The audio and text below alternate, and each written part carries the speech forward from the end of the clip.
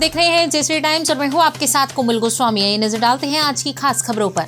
International motivational speaker Vivek Bindra पर उनकी दूसरी पत्नी के साथ मारपीट का आरोप लगा है। बिंद्रा के खिलाफ नोएडा में एफआईआर दर्ज की गई। इसके मुताबिक विवेक ने कमरा बंद करके अपनी पत्नी को बेरहमी से पीटा। इससे उनका कान का पर्दा फट गया। बिंद्रा ने गाली गलौज भी की और पत्नी की मोबाइल फोन भी तोड़ दिया।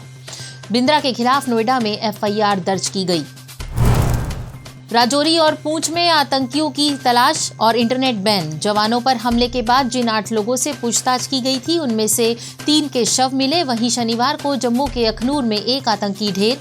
सेना ने घुसपैठ की कोशिश की नाकाम और कहा निगरानी कैमरे में 3 आतंकी डेड बॉडी को ले जाते दिखे। सुकमा दंतेवाड़ा बॉर्डर पर पुलिस नक्सली मुठभेड़। 3 से 4 नक्सलियों को गोली लगने का दावा। 24 घंटे में कोरोना के 752 मामले सामने आए जबकि 4 की मौत। केरल में सबसे ज्यादा एक्टिव केस। WHO ने कहा 1 महीने में संक्रमण 52% बढ़ा।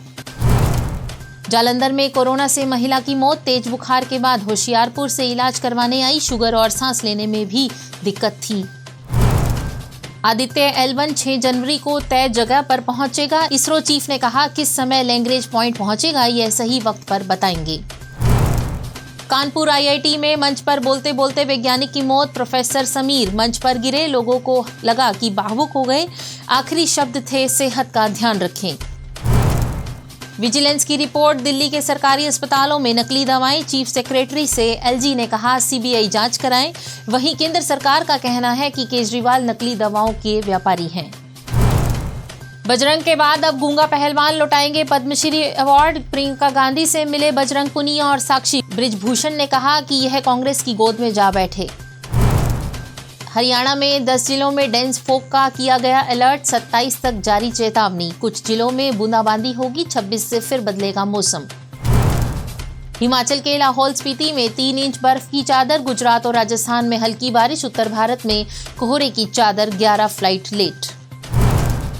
बात जेएसडी विद्यापीठ की। जेएसडी शिक्षण महाविद्यालय में किसान दिवस पर एक भाषण प्रतियोगिता करवाई गई जिसका विषय 21वीं सदी में किसान की भूमिका रखा गया था। इस कार्यक्रम की अध्यक्षता कॉलेज के प्राचार्य डॉक्टर जयप्रकाश द्वारा की गई।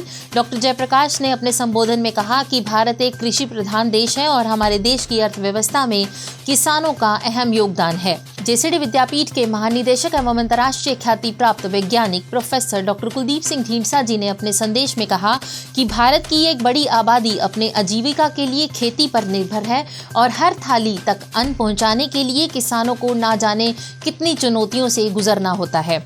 गौरतलब है कि society of Corp scientist and biotechnologist Varanasi ने प्रोफेसर कुलदीप सिंह ढींढसा द्वारा दालों व अनाजों में पोषण गुणवत्ता में सुधार हेतु उनके उत्कृष्ट योगदान के लिए वर्ष 2019 में उन्हें लाइफ टाइम अचीवमेंट अवार्ड से सम्मानित किया गया था। इस भाषण प्रतियोगिता में निर्णायक मंडल द्वारा बीएड के प्रथम वर्ष के छात्र नवनीत सिंह को प्रथम तथा विकास को द्वितीय और अनीशा को तृतीय स्थान घोषित किया गया। विजेता विद्यार्थियों को प्राचार्य द्वारा प्रमाण पत्र दिए गए। इस अवसर पर कॉलेज के सभी प्राध्यापकगण और विद्यार्थीगण उपस्थित रहे। आइए नजर डालते हैं आज के इतिहास पर। सन 1902 में किसानों के नेता के रूप में लोकप्रिय देश के 5वें प्रधानमंत्री चौधरी चरण सिंह का उत्तर प्रदेश के हापुड़ में जन्म हुआ था। इस दिन को देश में किसान दिवस के रूप में मनाया जाता है।